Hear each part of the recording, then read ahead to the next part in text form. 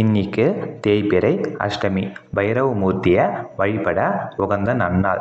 இந்த நன்னாளில் நம்ம தெரிஞ்சுக்க இருக்கிறது குரோட பைரவரை பற்றியும் குரோட பைரவனுடைய தியான ஸ்லோகமும் விளக்கமும் அந்த தியான ஸ்லோகத்தினுடைய பலன்களையும் நம்ம அந்த பதிவில் தெரிஞ்சுக்க போகிறோம். குரோட பைரவர் ஆனப்பட்டவர் அஷ்ட பைரவரில் 4வது பைரவமூர்த்தி. இவர் தென்மேற்கு திசைக்கு அதிபதி. இவருடைய மனைவி ஆனப்பட்டவங்க வைஷ்ணவி தேவி. வைஷ்ணவி தேவி ஆனப்பட்டவங்க சப்த கன்னியர்களில் நாராயணருடைய அம்சமாகவும் மகாலட்சுமியினுடைய அம்சமாகவும் பெண் ரூபமாக இருக்கிறவங்க தான் வைஷ்ணவி தேவி. இப்போ நம்ம குரோட பைரவரை வணங்குறதுனால என்னென்ன பலன்கள் அப்படின்னு சொல்லிட்டு தெரிஞ்சுக்கலாம். குரோட பைரவரை நம்ம வணங்குறதுனால தேவையற்ற வாக்குவாதங்கள்லேருந்து நம்ம காப்பாற்றப்படுவோம். அது மட்டும் இல்லாமல் குரோட பைரவர் நமக்கு பாதுகாப்பான பயணங்களை தருவார். நமக்கு இருக்கிற திஷ்டி தோஷத்தை நீக்கி நமக்கு ஒரு நிம்மதியான வாழ்க்கையை தருவார். திருமண தடைகள் இருக்கிறவங்க குரோட பைரவரை வணங்கினா அவங்களுடைய திருமண தடைகள் நீங்கும். வண்டி வாகனத்தில் பிரச்சனை இருக்கிறவங்க, அது மட்டும் இல்லாமல் கணவன் மனைவிக்கு இடையே ஒரு அந்யோன்யம் இல்லாதவங்க குரோட பைரவரை வணங்க இந்த பிரச்சனைகள் எல்லாம் சரியாகும்.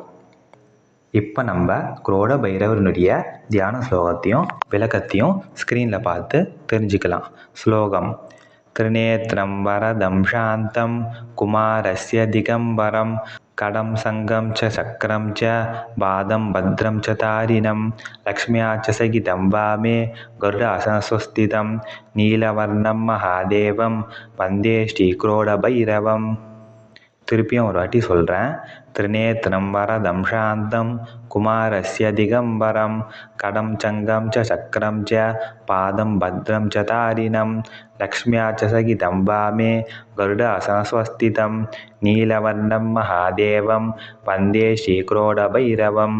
இந்த தியான ஸ்லோகத்தில் என்ன சொல்லியிருக்காங்க அப்படின்னா, நீலவர்ணம், அதாவது நாராயணரை போல நீல நிறத்தில் இருப்பார் குரோட பைரவர். அதே சமயம் திரிநேத்திரம், அதாவது 3 கண்களோட ஈசனுடைய அம்சமாக மகாதேவனாக இருப்பார். குமாரஸ்ய திகம்பரம், இளமையான குழந்தையா அதுவும் நிர்வாண நிலையில் இருப்பார். வரதம் சாந்தம், நம்ம நினைச்ச வரத்தை தருவார். ரொம்பவே சாந்தமூர்த்தி.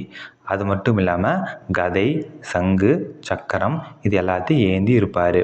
லக்ஷ்மியாச்ச சகிதம், அதாவது லக்ஷ்மியினுடைய அம்சமான வைஷ்ணவி தேவியினுடைய கணவரானப்பட்டவர்.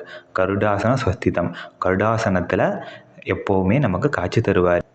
இத்தகைய தன்மை உடைய குரோட பைரவரை வணங்குறேன் அப்படின்ட்டு சொல்லியிருக்காங்க.